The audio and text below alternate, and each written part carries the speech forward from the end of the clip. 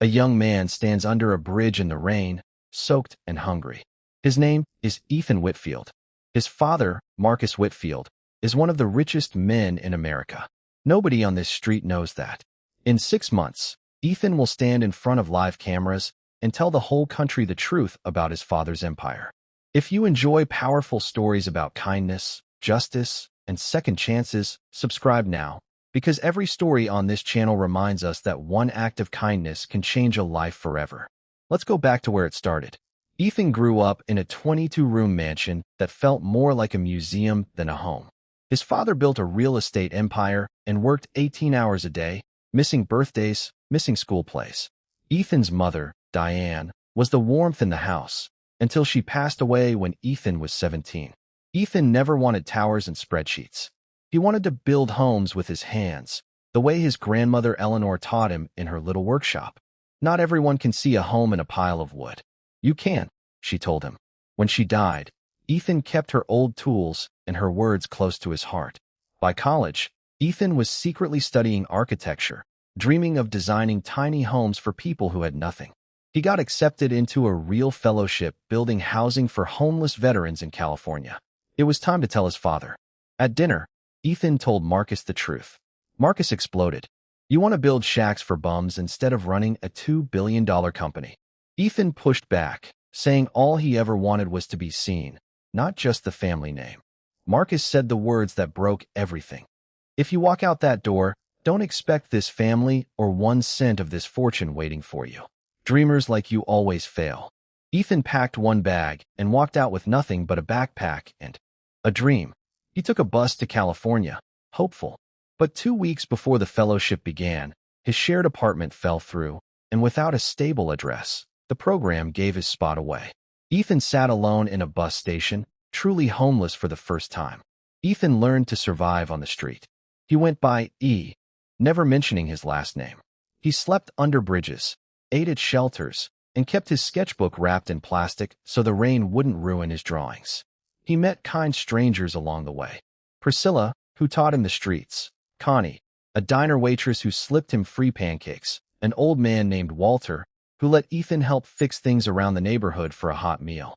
One rainy night, 2 men robbed and beat him, soaking his sketchbook. He almost called his father. He didn't. The next morning, a shelter worker named Miss Loretta found him bruised on her church steps. She took him in, gave him a bed, and told him, "You've got somewhere better in you than this street, son." That shelter became the turning point of his whole year. While Ethan struggled, Marcus quietly hired a private investigator to find him and came up empty every time. Guilt crept in, though his pride kept him from admitting it. Meanwhile, Whitfield Properties was buying up old apartment buildings and doubling rents, pushing out families who couldn't pay. One of those buildings belonged to Walter, who was about to lose the home he'd lived in for 11 years. One evening, Miss Loretta pulled up a news photo of Marcus Whitfield at a gala. Ethan froze. It was his father, the same company now threatening to evict the man who had shown him more kindness than his own father ever had. Ethan realized his father wasn't just failing him. He was failing thousands of people like Walter. Instead of seeking revenge, Ethan used his one real gift, design. With help from a retired architect named Rosalind, he spent weeks creating an alternative renovation plan that would save the building and keep rent affordable for everyone living there. He also sent an anonymous letter to Whitfield Properties, asking if the man behind the company had ever met the people his decisions hurt. He got back a cold, generic response. That night, he finally told Walter the whole truth, who he really was. Walter told him, "It makes you the kind of man your father never had the courage to become." Ethan decided he'd present his plan at the town hall, and he'd also attend his father's upcoming live press conference. It was time to stop hiding.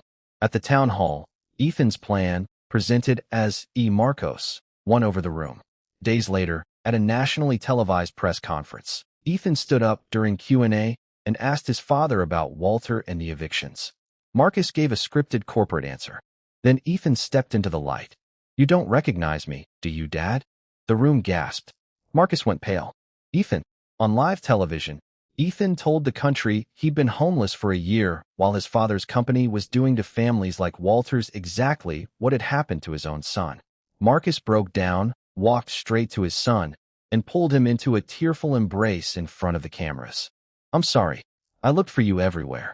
Within days, Marcus canceled Walter's rent increase and launched the Eleanor Whitfield Housing Initiative, not a payout, but a real design studio, led by Ethan, dedicated to building affordable housing the right way.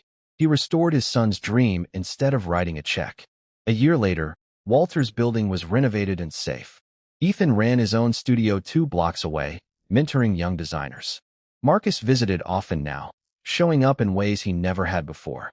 Their relationship didn't heal overnight, but it healed honestly, one real conversation at a time. Marcus finally understood. Wealth builds towers, but it can't build love. Ethan's courage to walk away from comfort gave him something far more valuable than money ever could: a life and a family, built on truth. If you were in Ethan's position, would you have had the courage to walk away from comfort to chase a dream nobody believed in? And do you think Marcus deserved forgiveness after everything Ethan went through? Or should some wounds take longer to heal? Tell us in the comments.